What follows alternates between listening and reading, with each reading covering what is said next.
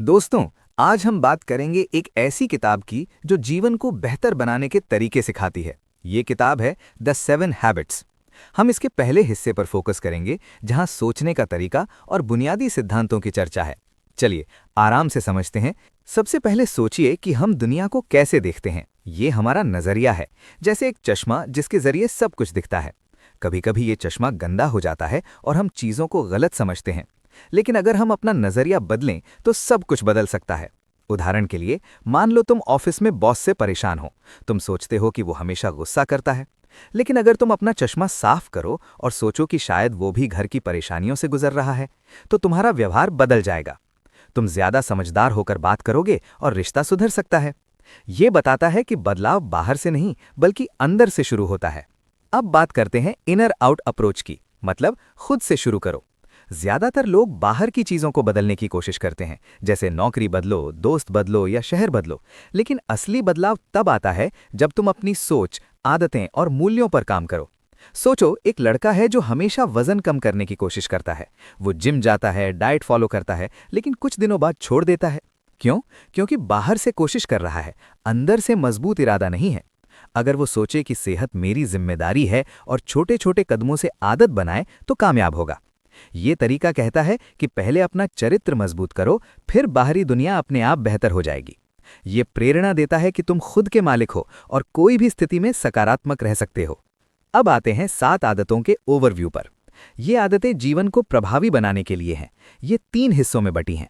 पहले 3 खुद पर जीत के लिए, अगले 3 दूसरों के साथ जीत के लिए और आखिरी एक सबको बनाए रखने के लिए।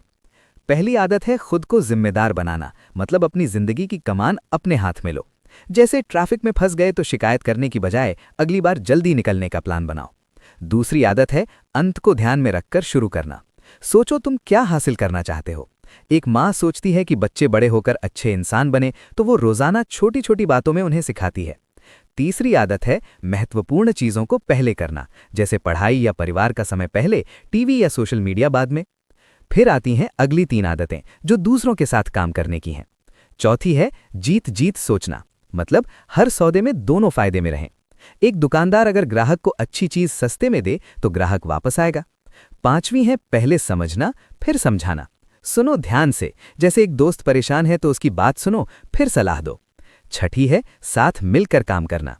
टीम में सबकी ताकत मिलाकर बड़ा काम करो, जैसे गांव में लोग मिलकर फसल काटते हैं। और 7वीं आदत है खुद को रिन्यू करना, मतलब शरीर, दिमाग, दिल और आत्मा की देखभाल करो। व्यायाम करो, किताब पढ़ो, परिवार के साथ समय बिताओ और शांत रहो। ये सब मिलाकर तुम्हें मजबूत बनाती हैं। एक छोटी कहानी सुना।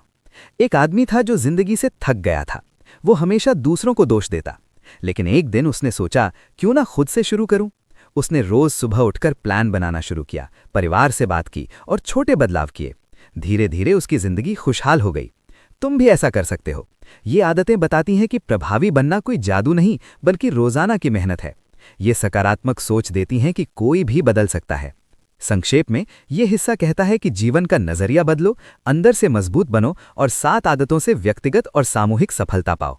ये सब प्रेरणा देते हैं कि तुम्हारी जिंदगी तुम्हारे हाथ में है।